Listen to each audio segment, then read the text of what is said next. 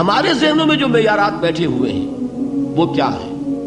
کامیابی پیسے سے ہے، کامیابی جائیداد سے ہے، کامیابی کاروبار سے ہے، کامیابی شہرت سے ہے، کامیابی اقتدار سے ہے.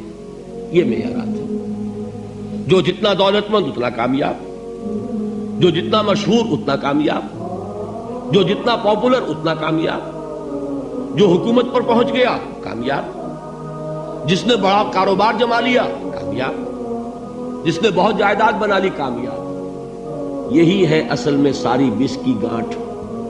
جو تصور کامیابی کا ہوگا اسی کے مطابق آپ کی بھاگ دوڑ ہوگی، اسی کے لیے جد و جہد ہوگی، اسی کے لیے توانائیاں صرف ہوں گی، اسی کے لیے دن رات کی مشقت ہوگی.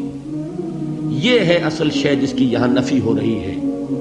کامیابی دولت سے نہیں، کامیابی شہرت سے نہیں، کامیابی اقتدار اور طاقت اور حکومت سے نہیں، بلکہ کامیابی ہے ایمان سے، عمل صالح سے، تواصی بالحق سے، تواصی بالصبر سے. آپ غور کیجئے اس نقطہ نظر کا، اس ایٹیچیوڈ کا، یہ جو مینٹل ایٹیچیوڈ ہے اس کا بدل جانا ہی انسانی شخصیت کے اندر انقلاب برپا کرے گا.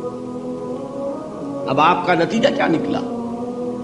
اگر تو دولت سے کامیابی ہوتی تو قارون بہت کامیاب تھا، اگر حکومت سے کامیابی ہوتی تو فرعون اور نمرود بہت کامیاب تھے. کامیابی ان سے نہیں ہے. کامیابی انسان دولت میں قارون کی دولت تک پہنچ جائے اور دنیا میں دبدبہ اور اقتدار اور سلطنت اور حکومت کے اعتبار سے وہ نمرود اور فرعون کا مقام حاصل کر لے، وہ ناکام ہے، خائب ہے، خاسر ہے، برباد ہے. اور ابو ذر غفاری کامیاب ہے، چاہے ان کے پاس کچھ نہیں تھا، جھونپڑی تک نہیں تھی، کوئی گھر نہیں تھا. حضور نے فرمایا ہے اللہ کے کچھ بندے ایسے ہوتے ہیں جو کسی محفل میں جانا چاہیں تو انہیں اجازت نہ ملے، جو کہیں اگر رشتہ کرنا چاہے کوئی ان سے رشتہ کرنے کو تیار نہ، کہیں کوئی سفارش کرنا چاہے تو ان کی کوئی بات ہی نہ سنے. لیکن اللہ کے ہاں ان کا وہ مقام ہے کہ اگر بھولے سے بھی کسی بات پر قسم کھا بیٹھتے ہیں تو اللہ ان کے قسم کی لاج رکھتا ہے. یہ ہے فرق. یہ جان لیجیے اچھی طرح. اس بات کا مان لینا آسان، اس پر سبحان اللہ کہنا آسان، لیکن اس کے مطابق آپ کے اپنے ذہن کا بدل جانا بہت مشکل. اس لیے کہ ہم متاثر ہوتے ہیں اپنے ماحول سے. وہ بڑا محل ہے، دیکھ کر ایک دفعہ جھجری آتی ہے، وہ بڑی سی 20 فٹ لمبی کار سناٹے کے ساتھ آپ کے پاس سے گزر گئی. ایک دفعہ اعصاب کے اندر ارتعاش ہوتا ہے، محسوس ہوتا ہے بڑے یہ نصیبے والے لوگ ہیں، بڑے خوش نصیب، بڑے کامیاب. حالانکہ کچھ معلوم نہیں کہ یہی سب سے بڑی بد نصیبی ہو سکتا ہے کہ یہی سب سے بڑی ناکامی ہو. اگر ذہنوں میں یہ بات بیٹھ جائے کامیابی کس شے سے. یہی وجہ دیکھیے قرآن مجید میں بارہا آپ دیکھیں اولئک هم المفلحون، یہ ہے لوگ کامیاب ہونے والے. آج یہ آپ نے نماز میں وہ آیات سنی، یا ایھا الذین آمنوا ارکعوا واسجدوا واعبدوا ربکم وافعلوا الخیر لعلکم تفلحون. اے ایمان والو، رکوع کرو، سجدہ کرو، اپنے رب کی پرستش اور بندگی کرو اور اچھے کام کرو تاکہ تم کامیاب ہو جاؤ. تو کامیابی کن چیزوں سے ہے؟ یہ ہے سب سے بڑا سبق. یہ ہمارے دل میں اگر بات بیٹھ جائے، ٹھک جائے، تو زندگی بدل جائے گی. صبح و شام بدل جائیں گے، نقشے بدل جائیں گے، بھاگ دوڑ کا رنگ بدل جائے گا، ویلیو سٹرکچر بدل جائے گا. آج وہ ایک چیز نہایت اہم نظر آ رہی ہے، کل نہایت غیر اہم نظر آئے گی. جیسے کہ حضور کی حدیث ہے، مالی ولی الدنیا، مجھے تمہاری اس دنیا سے کیا سروکار ہے. انما مثلی کراکب استظل تحت شجرۃ ثم راح فترکها، میری مثال تو اس سوار کی سی ہے جو تھوڑی دیر کے لیے ایک درخت کے سائے میں ٹھہرتا ہے سستانے کے لیے، پھر وہ اپنا راستہ لیتا ہے. اسے اس درخت سے مستقل تعلق اس کا نہیں ہے، وہ اس کا گھر نہیں، وہ اس کی منزل نہیں. اسی طرح یہ دنیا میرا گھر نہیں ہے. اب دیکھیے ہم کہتے ہیں انا للہ و انا الیہ راجعون، ہم تو مسافر ہیں، ہم اللہ کے پاس سے آئے، اللہ کی طرف ہمیں لوٹ جانا ہے.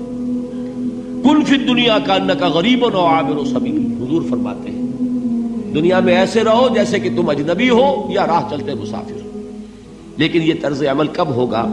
جبکہ یہ آیت ہمارے ذہنوں کے اندر بیٹھ گئی ہو، والعصر ان الانسان لفی خسر الا الذین آمنوا وعملوا الصالحات وتواصوا بالحق وتواصوا بالصبر۔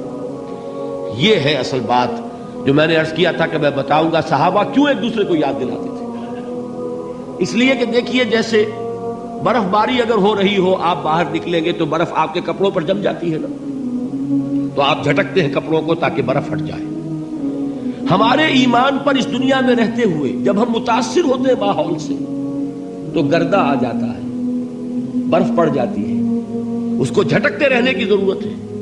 اور وہ جھٹکنے کی بہترین اور مؤثر ترین شکل یہی ہے کہ یاد رکھو کامیابی ان چیزوں سے نہیں ہے۔ چمک دمک جو ہے دنیا کی، یہ ساری چمک دمک جو تمہیں رجھا رہی ہے، جو تمہیں اپنے اندر گم کیے ہوئے ہے، یہ لفظ گم پر اقبال کا وہ شعر یاد آ گیا کہ کافر کی یہ پہچان کے آفاق میں گم ہے، اور مومن کی یہ پہچان کے گم اس میں ہے آفاق۔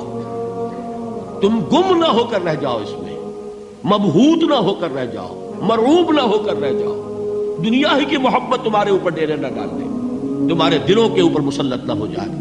لہذا تازہ کرتے رہا کرو، والعصر ان الانسان لفی خسر الا الذین آمنوا وعملوا الصالحات وتواصوا بالحق وتواصوا بالصبر۔ پھر یاد کر لو، پھر تازہ کر لو اپنے اس یقین کو کہ کامیابی دولت سے نہیں، کامیابی ثروت سے نہیں، کامیابی اقتدار سے نہیں، کامیابی شہرت سے نہیں، کامیابی جائیداد سے نہیں، کامیابی ہے ایمان سے، کامیابی ہے عمل صالح سے، کامیابی ہے تواصی بالحق سے، کامیابی ہے تواصی بالصبر سے۔